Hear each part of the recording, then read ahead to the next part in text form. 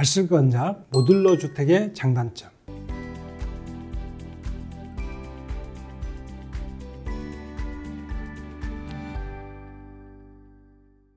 안녕하세요. 여러분의 건축 길라잡이 헌논물입니다. 몇 년 전부터 하나의 완제품이 아니라 사용자가 마음대로 조립하는 모듈 가구가 인기인데요.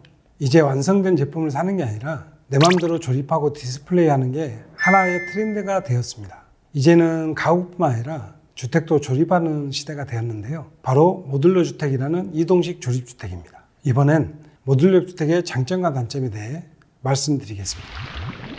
먼저 모듈러 주택의 정의를 내리자면 주택의 자재와 부품을 공장에서 제작한 후 현장으로 이동해서 유닛을 조립 완성하는 주택을 말하는데요. 모듈러라는 뜻 자체가 규격화된 부품을 조립하는 방식이라는 뜻을 가지고 있습니다. 컨테이너를 개조하여 농막이나 소형주택으로 만든 후 큰 트레일러에 옮겨와 현장에 앉히는 이동식 주택의 확장판이라고 보시면 되겠습니다. 요즘은 컨테이너뿐만 아니라 경량 목구조나 스틸하우스까지 공장에서 제작되고 있는데요. 그럼 모듈러 주택의 장점부터 말씀드리겠습니다. 모듈러 주택의 유일한 장점은 공사기간이 짧다는 겁니다. 기본 골조, 난방 배관, 현관문, 욕실, 전기 배선 등 전체 공정의 70에서 80%를 공장에서 미리 만든 후에 여러 유닛을 트레일러로 싣고 와서 현장에서 레고와 같은 장난감처럼 블럭을 맞추듯 조립하고 마무리 공정을 하면 끝인데요.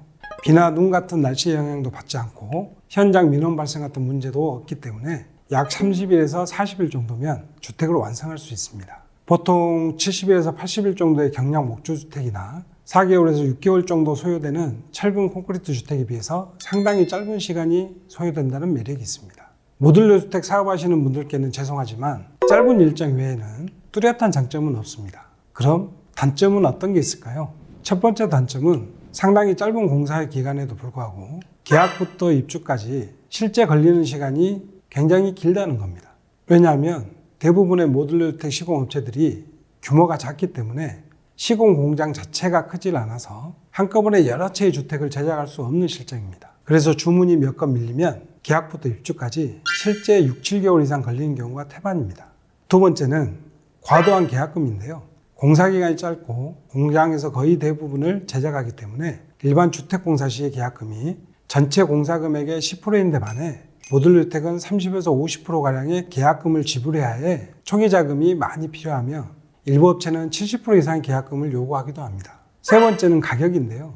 모듈러 주택이 좀 저렴하지 않을까 생각하시는 분들도 있겠지만 일반 주택공사와 비교해 가격 차이도 거의 없습니다. 오히려 일반 주택공사엔 기초공사가 당연히 포함되어 있는 반면 모듈러 주택 자체가 기초 콘크리트를 포함하지 않고 있어 별도의 기초공사 비용을 추가로 생각해야 하며 이동거리에 따른 운송비용도 추가 발생합니다. 네 번째 단점은 기초공사입니다. 기초공사를 하기 위해서 별도로 작업팀을 알아봐야 되는 번거로움이 존재합니다. 그리고 차후에 기초 관련한 하자 발생 시에 업체가 아닌 작업팀이기 때문에 하자 보수에 책임을 묻지 못하고 건축주가 책임을 떠나야 하는 문제도 생기게 됩니다. 물론 기초공사의 품질도 확신할 수 없겠죠. 다섯 번째는 디자인입니다. 트레일러로 이동을 하기 때문에 각 유닛의 크기가 제한될 수밖에 없고 설계 자체도 거의 업체가 제시하는 여러 타입 중에 선택하는 방식이 많아 개성있고 다양한 멋진 디자인의 구현이 어렵습니다.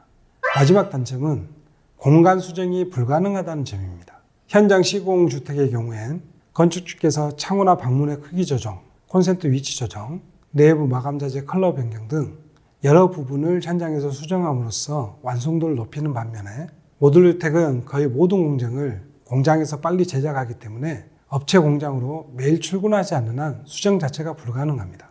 이 외에도 대형 크레인으로 하차 작업을 하기 위해 건축 현장에 나무나 전선 등을 채워야 되며 트레일러나 크레인의 진입을 위한 충분한 넓이의 도로가 확보되어야 하기 때문에 현장에서 여러 문제가 발생되기도 합니다. 지금까지 모듈러 주택의 장단점에 대해 알아보았는데요. 저의 개인 의견을 덧붙이자면 모듈러 주택은 개인 시공 주택보단 임대주택이나 분양주택에 더 어울릴 것 같다는 생각을 갖고 있으며 모듈러 주택을 고려하고 있는 건축주시라면 앞서 제기한 여러 단점에 대해 충분히 준비 보완해서 진행하셨으면 하는 바람입니다. 끝까지 시청해 주셔서 감사드리며 구독과 좋아요는 여러분의 사랑입니다. 또 만나요. 안녕.